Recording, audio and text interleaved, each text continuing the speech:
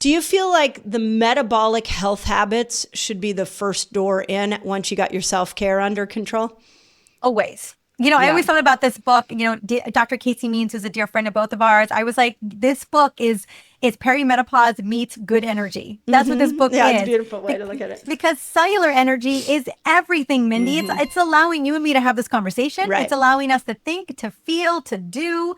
And without the integrity of our cellular energy, what do we have? Right. And if the integrity of our cellular energy is becoming more compromised throughout the perimenopause transition, the more that we can shore that up in early peri or at any time in perimenopause, it is going to set us up for a more thriving, more energized version of ourselves in the second half of our lives. And so, I think about how many women, 1 in 5 have polycystic ovarian syndrome? How many women are coming into perimenopause with some level of insulin resistance or some level of, mitochondrial dysfunction? What I will say is that if we're coming into perimenopause with that, if we don't make changes that shore up our metabolic health and our cellular energy, we are going to be spit out on the other side into menopause, less resilient, less energized, and less able to function. This is where the chronic conditions begin to arise. Although they are developing in perimenopause, it's not until you literally are our late 50s, early 60s, do we really begin to see them present. But by then, it's a little too late. Yeah. So if I'm 40 and all of a sudden I just notice, gosh, I'm gaining belly weight, what would you recommend? Like what I'm hope people are getting is like these early signs are massively important. So in 20s and 30s, I rocked my fitness. 40 all of a sudden, what's that belly doing? Why is that showing up? What would your advice be when you see the subtle signs of that? Metabolic dysfunction. Yeah, because let's call belly fat what it is. It's a subtle sign of metabolic dysfunction. It is a sign of insulin resistance. I would say first thing is let's get your blood sugar balanced, because your blood sugar is your biggest barometer for your cellular energy. Now, I get that body composition changes, no fun. So there's some things that we can do about that, but I'm always thinking from that metabolic perspective of like, how do we ensure that we walk back that creep towards prediabetes? Because that's that belly fat, that especially the visceral belly fat, in a lot of ways, it's its own endocrine organ with its own cytokines, its own inflammation, and it's spiraling even more insulin resistance. So let's start with the meals. Let's start with protein, fiber, healthy fats, eliminating liquid sugars, eliminating ultra processed foods. I think we can, no matter what, what you've been indoctrinated into in terms of nutrition advice, I think we can all agree that getting rid of ultra processed foods is one of the first things that we need to do. And I get how easy it is, especially in perimenopause, when you're like, I'm just trying to get by, but cooking real food, giving yourself gaps, giving yourself, honor your circadian rhythm, making sure that you're doing at least a 12-hour fast at night so that you are ending dinner 3 hours before bed, and then you're breaking your fast with, again, protein, healthy fats, and fiber, so that you are staying sedated until you are getting to lunch. I think that's going to be one of the first things that you can do. Next, a big part of this book, 2 chapters devoted to the perimenopause revolution, is movement. I've always believed that movement is life, but one of the things that I've walked away from in my own experience, this journey, and also helping so many women walk through it, call it walking through the fire, is that we need to build our lives around movement. That's what we need to do, especially after meals. Yep. We know that new research just came out that if you were to walk only 10 to 15 minutes after meals, it is actually more effective at supporting your cellular energy than a 60-minute walk some other time during the day. So just those micro movements after meals makes a profound difference.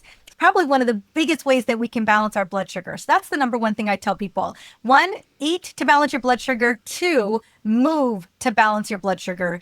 And then 3, sleep like it's $1 million meeting. I always say that. That's a good one, except for how do you get there? How do you get to sleep? How do you get there? I mean, like I've tried prioritizing it for years and have come up with finally some strategies. But before we go into sleep, I want to go back to what you said about the Western standard diet. And I don't want people to miss this. That what I hear you saying is that those habits of going through McDonald's at midnight or Chipotle for for, it doesn't even have to, it can be less insidious. Yes. Yeah. Okay. Or I finally got my soda habit down from 10 sodas a day to 1 soda a day. All those, and I've sat and read a lot of Dutch tests and blood work of people who have just been eating out all the time, and even eating out at good restaurants. You're getting the bad oils and you're not getting the organic ingredients. So what I heard you say is that habit might have worked for you up until 40, but when you go into perimenopause, that needs to be something you stop. Or it needs to be something you're adjusting very quickly. Yeah. I would say, I get it. I'm a mom who works. We've talked a little bit about that already. I'm a mom I'm going to go straight into mom mode after this interview is done. Yeah. Like there's no buffer for me today. And one way or the other, we're cooking. I'm cooking. I'm in the kitchen cooking. Like if there's time spent away from my son, away from doing whatever else I'm doing in life, it is in the kitchen cooking real food for my family and cooking with my family. I mean, if that's, and I get that it is a time suck. I get that it is, taking away from all the other things, but I don't know if there is anything else more invaluable to your health than actually knowing the food that you're preparing for you and your family and committing to the time to cook it. Yeah. And we can get strategic about batch cooking, about, getting roasting and sauteing. I mean, there's a lot of ways to kind of even cheat making healthy foods in your kitchen, but time in our kitchens probably was some of the best spent for ourselves and our family. Yeah. A couple thoughts on that. First, a little mama advice to you. I made sure with my son that he was going to be in the kitchen with me all the time. I was like, you are not going to grow up and be like, I don't know how to make a meal. And so we cooked all the time. And now he's a professional chef. He chose that as a career. And I feel so validated. I'm like, yeah, because from 2 and 3 years old, I was like, you're going to know how to work, be in a kitchen. So the second thing I want to say, and I always go back to this idea that maybe we got menopause wrong because the modern world has really taken us out of alignment with our evolutionary design. And one of the things we did evolutionary wise is we used our hands a lot. They had to muddle things because they didn't have, as sharpened knives, and they had to dig.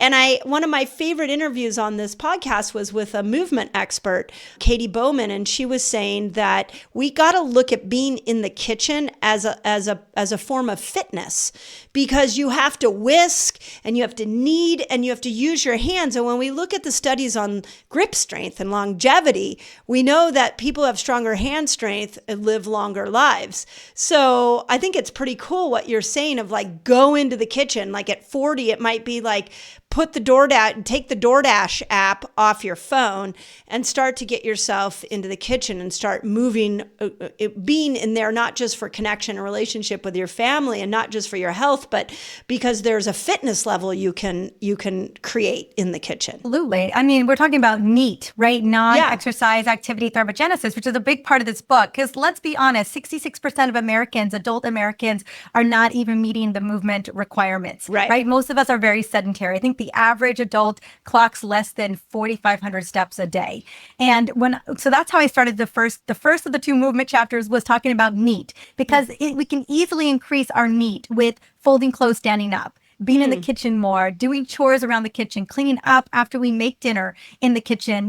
It's those types of things that add up over time that improve our fitness, or at least improve our physical activity. When I look at the research from the blue zones, they're not in the gyms. They're not going to HIIT classes. Nope. They're not doing power yoga. No, they are just moving. They are kneading. They are gardening. They are walking to the grocery store and grabbing bread and milk and veggies. They do that every single day. That is just a part of the fabric of their every single day lives, is that they are constantly physically active. And so I think we need to be thinking about our life in a way of how can I stay in movement? So when I was talking about building life around movement, I didn't necessarily mean building your life around jump squats. I mean, not that you can't do that. By all means, after this, I'm going to do a couple jump squats and then I'm going to go downstairs. Excellent. But I mean, how can we be in the kitchen unloading the dishwasher, sweeping the floor, being in the kitchen with our family, cooking meals, prepping meals. That's the type of movement, again, folding laundry or sweeping the floors, all those types of things that adds up over time. And I get that's not necessarily, if that's not where you want to always spend your time. It could be a walk with your family. It could be a solo walk, a voice memoing your bestie. There's a lot of ways that we can move our body in a meaningful way that is not a HIIT class or time in the gym. Not that there isn't, I love being in the gym as well. I was already in the gym today, but that is helping you to be more physically active. Yeah. Do you feel like there's a movement shift that needs to happen as you go into perimenopause, as your hormones, like if you're a CrossFitter and you're a CrossFit champion, like can you stay being a CrossFit champion through your whole perimenopausal experience? I can't, and you know what? Amen to the CrossFit champions out there that are making it work, or the sprint champions out there that are making it work. I would say like getting where you fit in. For me, I was burning out of HIIT workouts in my 30s, well before 43 became my new normal, before perimenopause was really able to me and all of its changes. So I would say, for me, I love lifting weights. So I think lifting weights and maintaining that muscle is super important. That is your metabolic sink. But no, let's look at movement in terms of walking, yoga, mobility, again, NEAT. Just moving your body in a meaningful way. I think that's where it's at. Maintain your muscle, but move your body. And if you don't love, I don't want anyone moving in a way that they're just like, this is awful. I don't want to do this. It should be meaningful in the sense that you enjoy it. So for me, there's some types of movement that are just for me, but others that I really love. And I think as long as you're loving what you're doing and it involves you moving your body, I'm a full body yes. If you are a puddle on the floor after a workout in the morning and you're not able to function for the rest of your day or show up in a way that you want to show up for with the people that matter to you, with the work that matters to you, then you really need to renegotiate the type of movement you're doing. Right. Okay. And so what do you think of these things like rucking? Rucking has become so freaking controversial, which just, even my best friend messaged me because I got her rucking. She's a couple of years older than me. And she's like sending me all these articles. Like, I'm so confused now. I don't know if I should ruck or not ruck. And I feel like, why are we attacking rucking? Talk to me about it. I love this. Weighted vests and rucking, it's become the thing. Anytime something becomes the thing, right? Then it's up for discussion. It's up for debate. Point. I think what's really up for debate is the claims that are being made that we cannot substantiate fully with research. Okay. So for example, we also have people using rucking vests while they're working out and, just doing a lot of things. And so it's, it's interesting, particularly us as women. I think what I always point to is how we as women, man, we know how to overdo it. Yeah, we know how to that's really true. Yeah, that's really we know how true. to take something and then take it to the max. Yeah, because God forbid we don't go all the freaking way with something. So when it comes to weighted vest or rucking, I think that there's a lot of benefits, but I think you have to know your body. Is it hurting your knees? Are you finding yourself with more joint pain, more inflammation in your joints? If that's the case, then I would maybe minimize the amount of rucking doing. And it's specifically for bone density. I think that's the big argument, is that we just don't have enough research to substantiate that it's actually helping us to build bone. You are better off actually jumping and hopping and weight training when it comes to bone density. So I think those are the things that are under fire, is that we're making a lot of claims around it and we're kind of blowing it up. And I think women are actually overdoing it and getting a little bit injured. And so I would just maybe take it back a notch. Yeah. Walking for, 20 minutes, 30 minutes with a rucking backpack or with a weighted vest, I think is great. And if it gets you to move more, even better still. Yeah. But if you're doing it as your own way of helping to preserve muscle and bone, I don't want it to negate the fact that you've got to be lift weights and you've got to be training in a meaningful way at least a couple times a week. Yeah. Well said. Really well said.